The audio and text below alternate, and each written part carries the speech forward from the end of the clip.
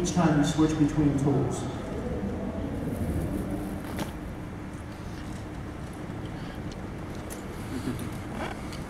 You should click through when you're talking. I should click through. When I'm on a roll, I forget to click. So if Dave had a microphone, he would want me to remind you that all the stuff that I just showed you, the interface itself, particularly when it's blown up. If you're a master builder and you know all that stuff, you can just hide it. So it's not going to sit there and take up a bunch of your screen real estate if you already know all those things. Right? So there'll just be a little drop down or a little drag down like there is for the claim window, for instance. So, on to the element tray. As you guys know, the old element tray got really crowded and overly complicated. So we went back to the drawing board on that as well. In addition to the fact that it'll only appear now when you're using the tool that makes use of material, we also changed the layout. We don't want to waste space while we try to show you all the categories and resources in addition to the specific material you try to select. So our initial mentality of speediness, being king, has kind of been traded in favor of accuracy. So as you recall, the initial design was based on navigation being entirely clickless. You just moused over it and then you moved through. We're now going to show you an iconic list of breadcrumbs so that you can easily move either forward or backward through the tree with a click. And it won't take up so much space. So the fact that I have it expanded here on the screen, think of it in the size of the icons that are below it, it too will be smaller. You should be able to expand it and contract it, but that's something that you'll be able to do at your own discretion. So, next thing, shapes. Simply put, we want more shapes. More easily definable shapes in a library which you can readily navigate. It's possible to create a lot of shapes using the tools or quote-unquote tools that you have now, but it's still a pain in the keister. So we want to add things like columns, cones, and pyramids. We don't want to overwhelm you with the shapes like a box of Legos all mismatched. So things like the categories associated with the materials would also be available here. Searchable, taggable, so on and so forth. You shouldn't feel like you're digging through a box of Legos for shapes or looking on a mystical voxel wall that some other master builder organized according to his own workflow, right? You should be able to find these things and they should be ready to hand within the sea of possibilities. By the way, that in Jefflandia is the normal spelling of the word common. So, come on. One of the other things we recently decided that we really wanted to do was have collectible shapes, which means that like K-Chess and Monster Loot and things like that, you can actually find shapes out there in the world. And this even goes so far as to extend to templates. So all right. So one of the things that we want to do is to create a set of basic templates, like a really super smooth set of circles that range in a wide variety of ranges that we give away to everybody when they start the game. As soon as they make their claim, they get a whole set of these templates so that things are easier, like arches and things like that. Well, then we can also have advanced templates that are more complicated shapes or really cool elements or something like that we can actually drop as loot. So there, instead of items and stuff like that, like swords and armor and things being the only loot that's out there, you can also find these other things that are useful to builders. And it's one of the ways that we get players to want to deal with each other, because builders won't necessarily want to go down into deep caves to be able to find these things, but the adrenaline seekers want to go down there and find them. And when they find something that's useful to the builders, well, that's when trades happen. And that's the kind of social gameplay that we want to start embracing. And you've already started the process of talking to people in the community about the potential templates that they might find valuable. Yeah, sorry about not following through on that. After the show, I'll get back into the emails, and if any of you are in the room that I was talking to, then it'll start up again right after. So it's definitely on his radar and mine, and we will be following through. So, the thing that's really important to realize about the mobile interface is not just going to be how you play the game through the tools. It literally works for everything. So if we put something in the game that you're intended to interact with, it's going to be used in the mobile interface. including with weapons. Now, the interface that you see right here shows left click for attack and control for alt fire. It's not going to be like that. It's going to be right click for alt fire. But my art was old and I couldn't get it updated in time for the presentation. Just wanted you to know. So you'll hear the facts in the upcoming comment class, and they'll make it clear it's left click, right click. So, as Dave said, we wanted people to get rolling and creating sooner. So we're going to start the beginner out with some starter templates, just as Dave described, circles and other basics, things of that nature. And we'll be working with the community to gather them together. Now, this is a kind of cool thing to show you. This was the origin of the element tray in our prototype engine. Back then, you placed these voxels on hand. Look at some of these elements. And use the eyedropper things to switch back and forth between the materials. You ran back to your palette that you had created like this when you needed to change what was on the cursor. And you see, like, on the right-hand side there's some voxels that look soft. It's because back then, we had smoothness associated with the materials themselves. So, for instance, dirt had a smoothness about it. When you placed a voxel of dirt, it was a lump, not a cube. And when you placed it next to a cube, it kind of made a little ramp. It's a pretty interesting situation. This was one of Dave's element trays that he emailed out to me like 2 years ago. I had to dig through my email to find for him. So, this is literally the very first voxel wall. It's not just a little material picker that you saw before. It's also all of the shapes that we had available at the time. So as our tray evolved and got more complex, laying down shapes ahead of time instead of building. Dave not only would create these, but he would lay all the voxel materials out and the shape materials in numerical order so that whenever the artist added new shapes or new materials, it would just auto-magically appear in his voxel wall, which was pretty cool. And once again, so nowadays, players make their own palettes, as you see here.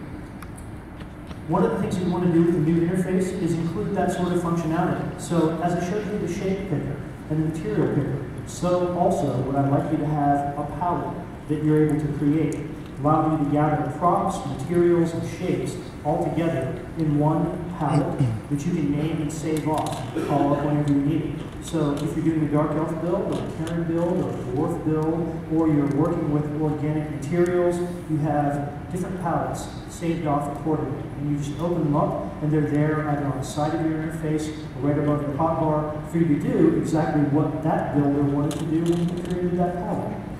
We think that will be very helpful because even in our prototype engine, we were using the same sort of approach.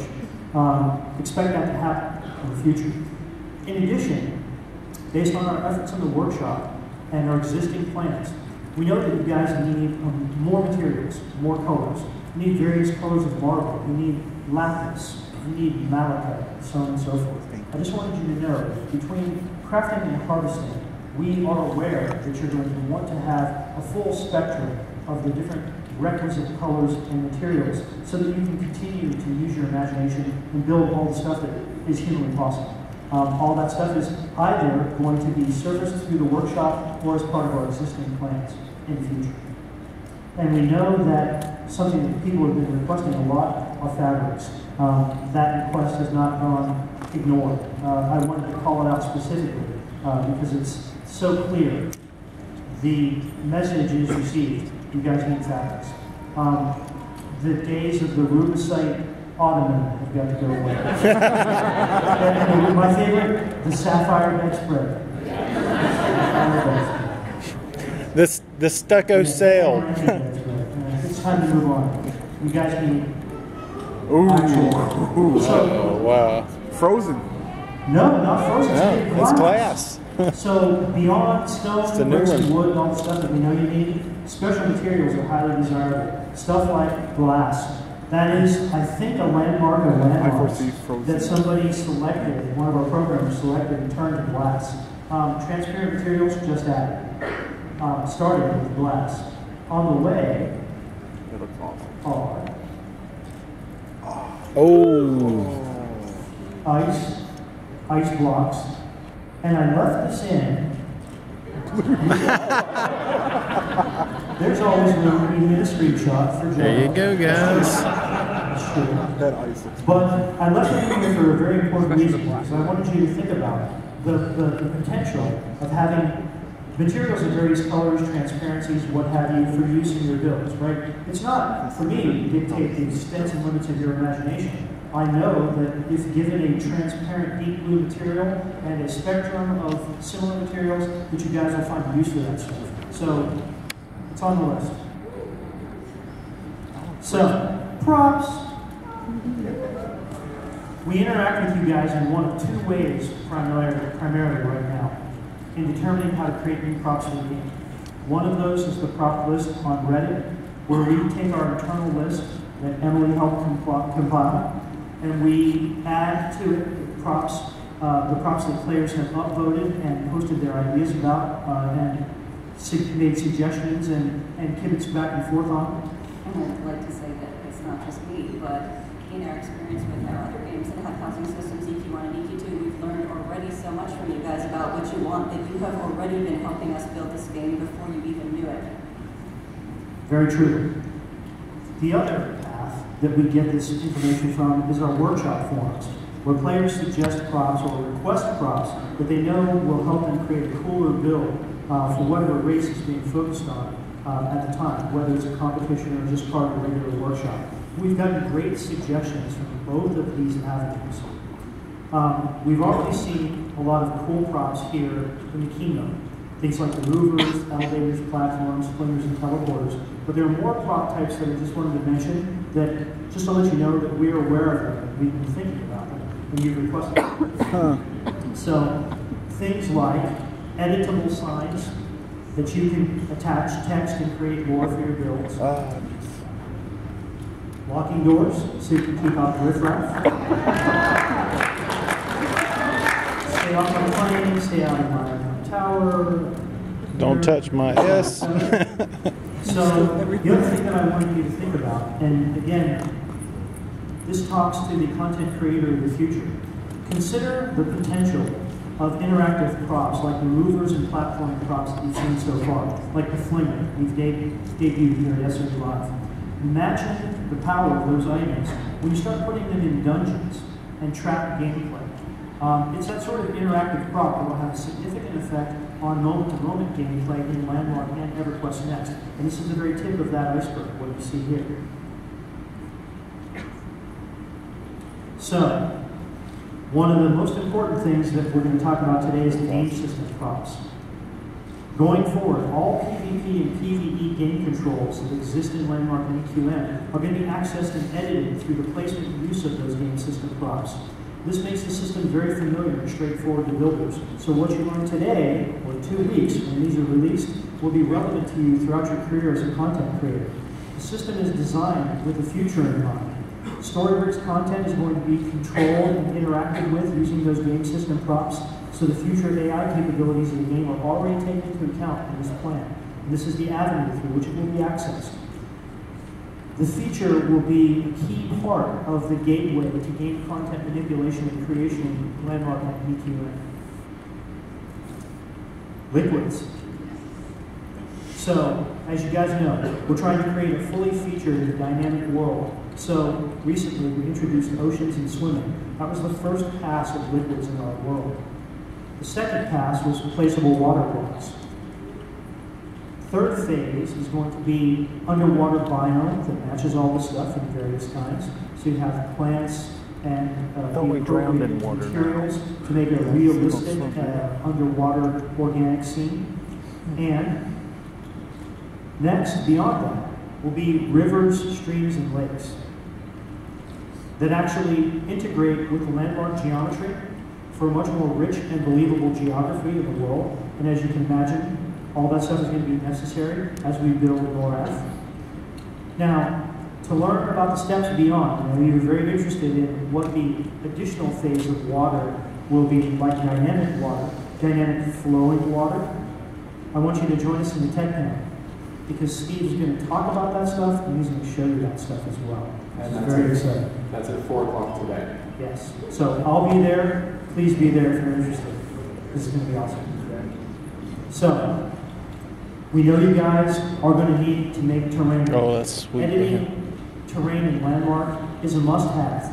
But certainly to create all of NORAD, the large and detailed world that we've been talking to you guys about, we're going to need to shape large areas of terrain and quickly generate organic results.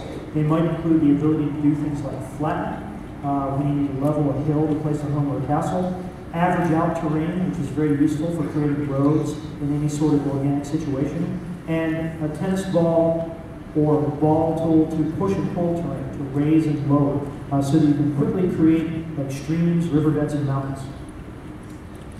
Now, this is a very, very exciting thing that I've already talked to several of you about because you've been asking me related questions, and that's publishing.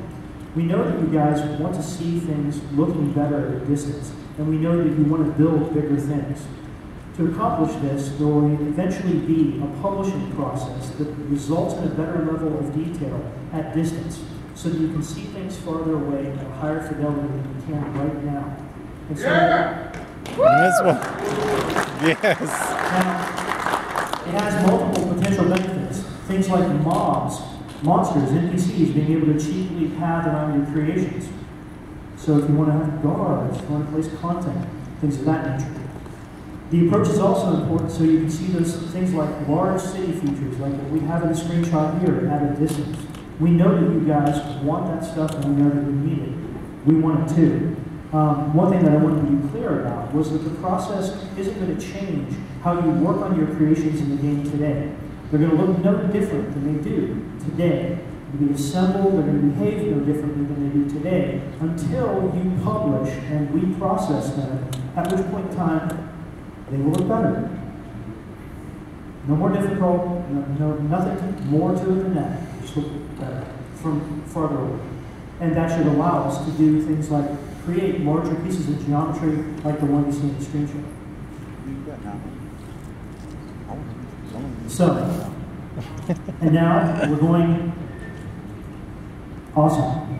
As Dave reminded me, we're going to cover it more in the tech panel. So there's more to do, more to talk about, more specific details. Very cool technology. So, another cool feature that we want to talk about is the ability to create and edit volumes like areas of fog, right? And we've seen what you do with fog in other games, and I can't wait to see what you do in Landmark. Seriously. We know that it's going to be driven off a modality of a selection tool. And think about the possibilities. Passable fog, solid fog, putting in poison or other effects like gravity. And even more importantly, indestructibility. If you build a dungeon, you don't want people just taking their pulverizer and tunneling right to the boss and getting your treasure and walking out. So you might create volumes of indestructibility, or you might create volumes of great difficulty to destroy, right? Where the block has lots of difference, things of that nature. And here is what almost everyone has been talking to me about this time around. It's the last thing that I want to discuss with you. An in-game I know tool where that for picture creating came voxel from. shapes. The picture we have here is just a representation of a voxel, not a concept for a tool. It's just a screenshot of something that someone put online, actually. It's the building tool that at this point is only theoretical. It is certainly the most far future item that we're talking about here today. But it would allow the user to create individual voxel shapes on the fly, like you do when you create microvoxels and you manipulate voxels, and save them to a directory or a template, or to make a shape and put it in your shape library, and possibly trade it with people. It would only be available to advanced builders. No question about that. It's not something that we would club the noob over the head with. Straightforward. Yeah, right? It's I something would. for those people who spend a lot of time. I'd do it. Many master builders have requested it, and I think it might go a long way to demystifying the process of building for people, and fulfilling our ultimate goal of placing the power in the voxel in everyone's hands. And that is building in the future. Thank you, everyone.